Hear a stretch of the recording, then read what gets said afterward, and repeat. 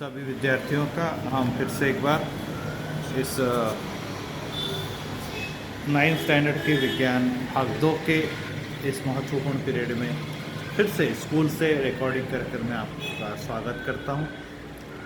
आज हम जो पाठ है जिसमें हमने सजीवों के जीवन प्रक्रिया के बारे में अध्ययन किया उसको समाप्त करेंगे। साथ में आपका स्वाध्याय भी आप लोगों ने पूरा कर लेना है, प्रश्न उत्तर भी आप लोगों ने पूरे कर लेना है, जिसके द्वारा कि ये पाठ सीखा भी जाए, वीडियो भी देखे, उसकी आकृति भी बनाई, प्रश्न उत्तर भी लिखे, तो ये पाठ हमारे दिमाग में अच्छे से बैठ जाएगा। एक बहुत बड़ा पाठ होने के कारण इस पर हर परीक्षा में बहुत अधिक प्रश्न पूछे जाते हैं। साथ में आपको एक्स्ट्रा ऑब्जेक्टिव प्रश्न भी मैंने दिए हुए, वे प्रश्न भी महत्वपूर्ण है क्योंकि ऑब्जेक्टिव इस साल बहुत महत्वपूर्ण भूमिका परीक्षा में निभा रहे हैं। तो आइए हम फिर से इस पाठ की तरफ देखें कि मनुष्य में भी उत्सर्जन होता है, प्राणियों में भी उत्सर्जन होता है। क्योंकि उत्सर्जन होता किस लिए कि जो कि शरीर में या वनस्पति के अवयव में पाए जाने वाले घातक पदार्थ है, विषैले पदार्थ है, अनुपयोगी पदार्थ है, उनका त्याग करना आवश्यक है, अन्यथा वो उस वनस्पति या प्राणी के लिए घातक सिद्ध हो सकते हैं। मनुष्य के लिए या प्राणियों के लिए उत्सर्जन के अवयव पाए जाते हैं, लेकिन सभी को मालूम है कि वनस्पति में ऐसे अवयव नहीं पाए जाते, तो वो छाल से, पत्तियों से या हम कहेंगे कि विभिन्न भागों से इस प्रकार से उत्सर्जन की प्रक्रिया करता है। लेकिन जब मनुष्य या के बारे में देखते हैं तो उत्सर्जन के अवयव पाए जाते हैं, और साथ में हमारे शरीर में जो रक्त है उसका छानने की प्रक्रिया भी पाई जाती है, और इसके लिए अवयव पाया जाता है जिसको हम लोग कहते हैं कि वृक्क या किडनी, और इसके अंदर छानने का काम नेफ्रॉन नामक एक घटक करता है, और इसकी सहायता से अशुद्ध रक्त में से जो यूरिया युक्त पदार्थ, नाइट्रोजन युक्त पदार्थ, ये जो अवशिष्ट पदार्थ होते हैं वे पृथक कर दिए जाते हैं, और इस प्रकार से ये रक्त फिर से ऑक्सीजन व जीवन घटकों को विभिन्न अवयवों तक पहुंचाने का कार्य करता है, और विषैले घटकों को बाद में फिर से वृक्क या किडनी की सहायता से छाना जाता है।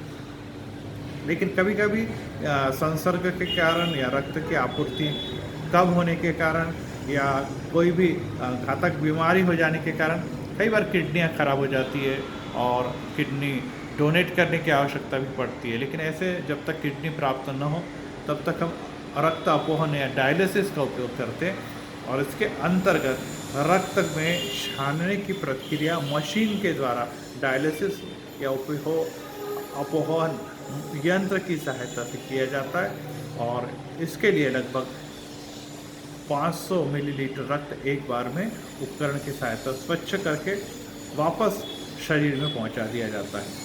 उसके अलावा समन्वय की भी प्रक्रिया होती है, जिसके अंतर्गत वातावरण के साथ अपनी वृद्धि के लिए, अपने भोजन के ग्रहण करने के लिए, अपने सुरक्षा के लिए वनस्पति भी वातावरण के साथ समन्वय करती है, जिसमें हमने देखा कि प्रकाश अनुवर्ती, प्रकाश की तरफ बढ़ने की प्रवृत्ति पाई जाती है। आधार अनुवर्ती बेलों में सामान्यतः पाई जाती है, किसी मजबूत आधार से बढ़ते हैं। रसायन अनुवर्ती, इसमें हमने देखा कि बीजांड से परागकण, बीजांड से होते हुए अंडाशय तक पहुँचते हैं और फलन की प्रक्रिया होती है। रसायन अनुवर्ती जिसके अंतर्गत, जिसे रसायन अनुवर्ती कहते हैं, गुरुत्व या जलानुवर्ती के अंतर्गत जमीन की तरफ जड़ें बढ़ती है।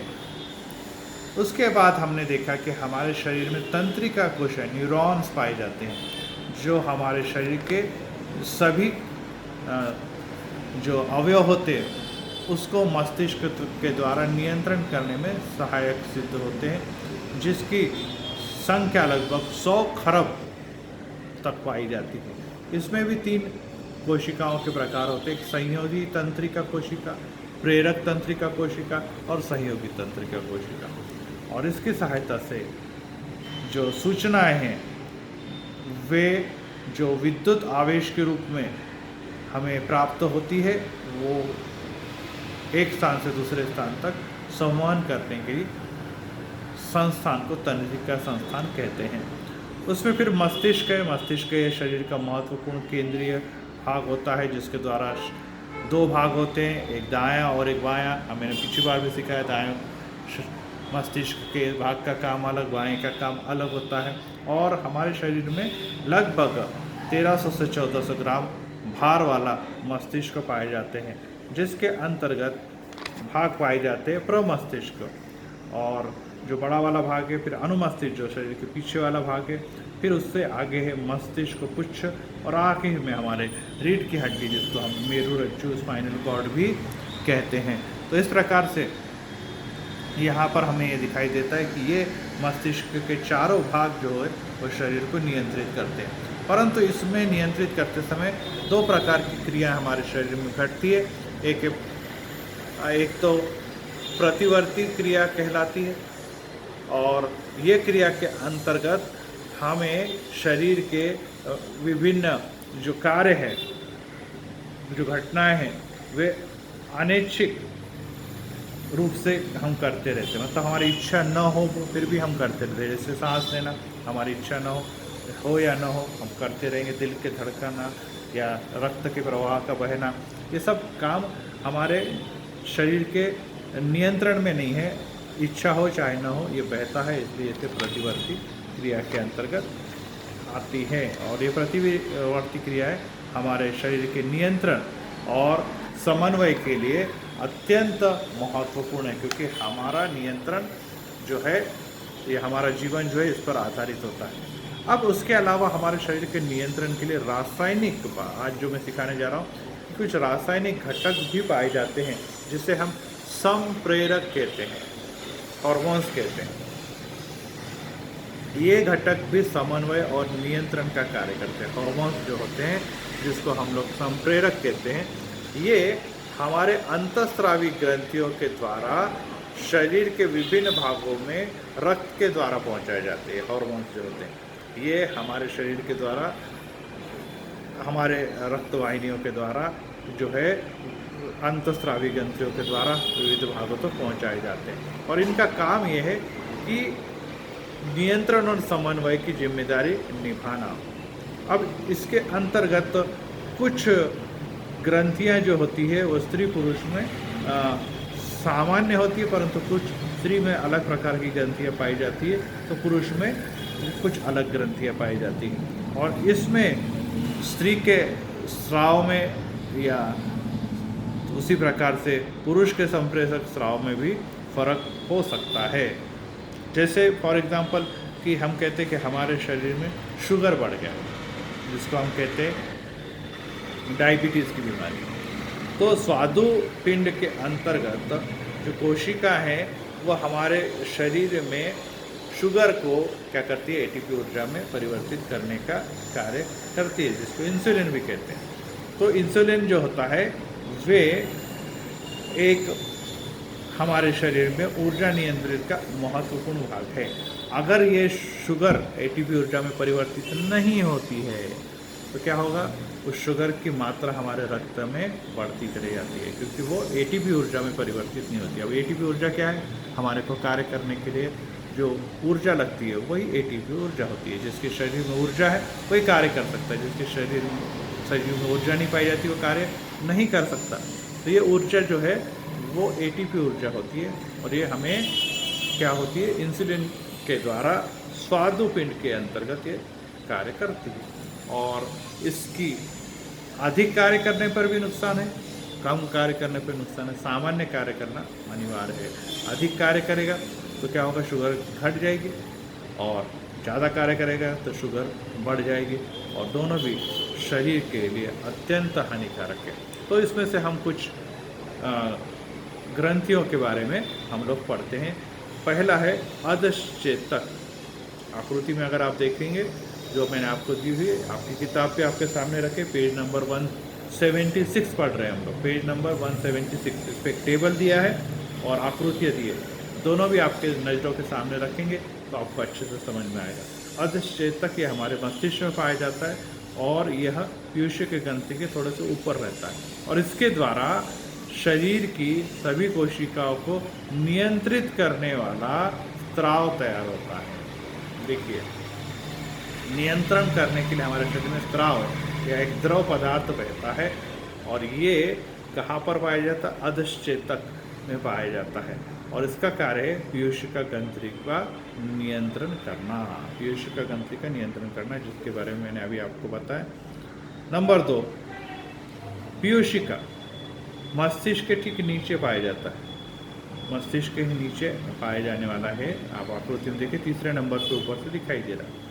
ये वृद्धि संप्रेरक है, मतलब शरीर की अधिक वृद्धि, कम वृद्धि, सामान्य वृद्धि, असामान्य वृद्धि इसी के द्वारा होती है। आउटू ग्रंथि जो है, जिसको हम थायराइड भी कहते हैं, ये भी ग्रंथि उसी कार्य में जुड़ी हुई है।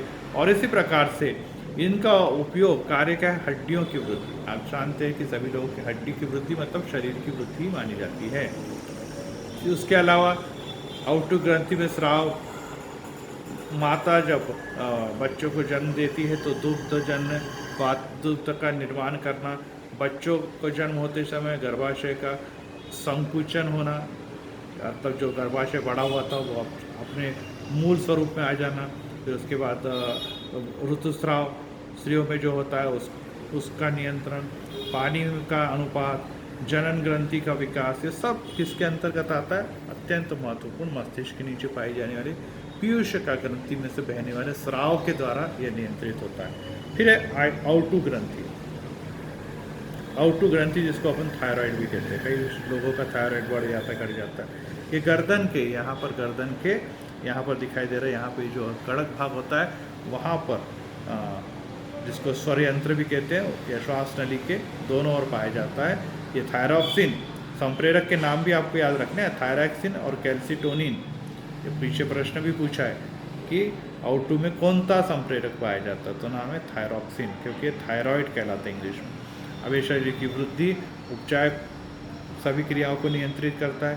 कैल्शियम का उपचय और रक्त का कैल्शियम का नियंत्रण में करता है। सभी को मालूम है कि हड्डियाँ जो होती है हमारे शरीर में, वो फास्फोरस और कैल्शियम से बनी होती है, और इनकी वृद्धि के लिए, इनके सही वृद्धि के लिए, नियमित वृद्धि के लिए आउटू ग्रंथि कार्यरत होता है। इसका बढ़ना भी घातक है थायराइड का, और थायराइड का घटना भी घातक हो सकता है, और बीमारियां ये हमारे शरीर को देता है। पराउटू, पैराथायराइड, यह यहाँ पे 4 ग्रंथियाँ होती है। आउटू ग्रंथि की पिछली ओर रहती है पैरा, और ये कैल्शियम और फास्फोरस जो मैंने बताया हड्डियों के निर्माण में सहायक होता है। स्वादुपिंड, पैंक्रियाज जिसको अपन लोग बोलते हैं, अभी मैंने आपको शुगर के बारे में बताया, तो इसके अंतर्गत इंसुलिन और सेमिटोस्टेटिन नाम की संप्रेरक होता है। यह ग्लूकोज में, ग्लाइकोजन का ग्लूकोज में रूपांतर करने के लिए उपयोग में लाता है। यकृत में बढ़ी हुई शर्करा ग्लाइकोजन के रूपांतर करने में प्रवृत्त करती है, और इसके द्वारा ग्लूकोज के अवशोषण को नियंत्रित किया जाता है। स्वादुपिंड में रिसाव को भी नियंत्रित किया जाता है। तो इस प्रकार से स्वादुपिंड, ब्रेंकिया, यह जो है वो इस प्रकार से जो इंसुलिन होती है वो हमारे शरीर में, अभी मैंने जैसे बताया, कार्य में महत्वपूर्ण। अधिवृक्क ग्रंथि, वृक्क के दोनों ओर, किडनी के दोनों ओर पाई जाने वाली ग्रंथि है। इसमें संप्रेरक होते हैं एड्रेनालिन, नायएड्रेनालिन, कॉर्टिकोस्टेरॉइड।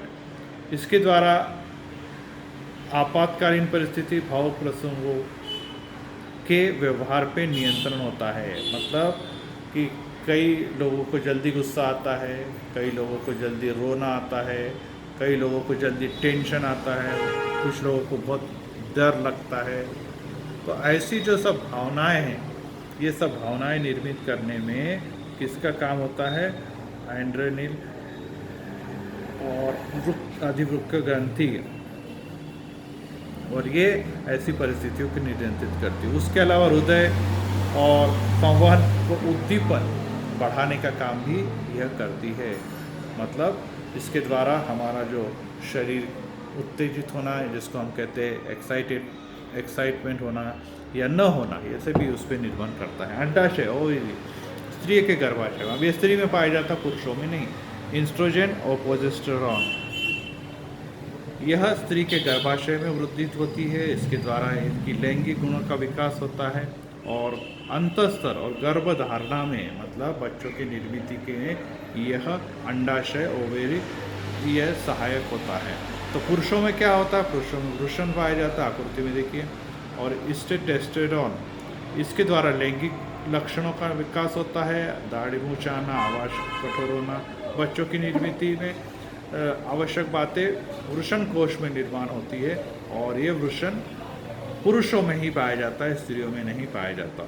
अब है थाइमस ग्रंथि जो हृदय के पास अस्थि पंजर में पाई जाती है। आप देखिए नीचे से चौथे नंबर पे थाइमस दिख रहा है हृदय के पास, और ये इसके अंतर्गत पाया जाता है संप्रेरक थाइमोसिन, और ये प्रतिरक्षा निर्मित करने वाली कोशिकाओं पर नियंत्रण करता है। मतलब हमारे शरीर में, जैसे मान लीजिए अभी आपने देखा होगा कि कोरोना में कुछ लोगों को बाहर घूमने के बावजूद भी ये कोरोना नहीं होता है। क्यों? क्योंकि उनकी प्रतिरक्षा क्षमता, जिसको इम्यूनिटी अच्छे कहते हैं ना, इम्यूनिटी अगर बढ़ाने के लिए गोलियां दी जाती है, इम्यूनिटी बनाने के लिए खाना पीना व्यवस्थित होना चाहिए, ऐसे डॉक्टर्स भी कहते हैं। तो ये प्रतिकारक क्षमता बढ़ाने के लिए इसका इस्तेमाल होता है, थाइमस ग्रंथि का इस्तेमाल होता है।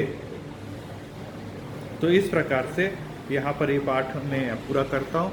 आपको कुछ यहाँ पर मैं प्रश्न उत्तर के चित्र भी भेज रहा हूँ, उसमें से आप प्रश्न उत्तर कर लेने हैं। जो आपको मैंने पीछे आकृति दी है, आकृति भी अपनी कॉपी बना लेने, और साथ में याद करना भी है। इस प्रकार से ये जो सेकेंड टर्म का पार्ट नंबर 15 जीवन प्रक्रिया यहाँ पर हम पूरा करते हैं, और इसके सभी प्रश्न उत्तर लिखकर चेक करवाने हैं, अर्थात उसके फ़ोटो भेजने हैं। इस टर्म में भी आपके पहली यूनिट टेस्ट के बाद अब जो दूसरी यूनिट टेस्ट है उसमें 15 और 16 ये 2 पार्ट आने वाले हैं, और दोनों भी पार्ट काफ़ी साइंस 2 में कठिन है, इसलिए इसको आपने अच्छी तरह से बनाना है, लिखना है। प्रश्न उत्तर भी इसके बड़े बड़े होते जाएंगे। अभी तक छोटे प्रश्न उत्तर थे, अभी बड़े बड़े प्रश्न उत्तर भी आने वाले हैं, और साथ में एक्स्ट्रा ऑब्जेक्टिव प्रश्न जिसमें रिक्त स्थान है, जोड़ी बनाव है, असंगत शब्द है, अनुपात समानुपात है, सत्य असत्य है, ये सब बातें भी अपने को करनी हैं। तो और आकृति बनाओ जैसे सवालों को भी करना है, क्योंकि ये परीक्षा में यूनिट टेस्ट में भी पूछे जाएंगे। तो यहीं हम रुकते हैं। अच्छे से पढ़ाई करें, खुद का ध्यान रखें, सावधानी बरतें, सोशल डिस्टेंस का ध्यान रखें, इधर उधर व्यर्थ ना घूमें, पढ़ाई पर ध्यान रखें। Thank you, God bless you.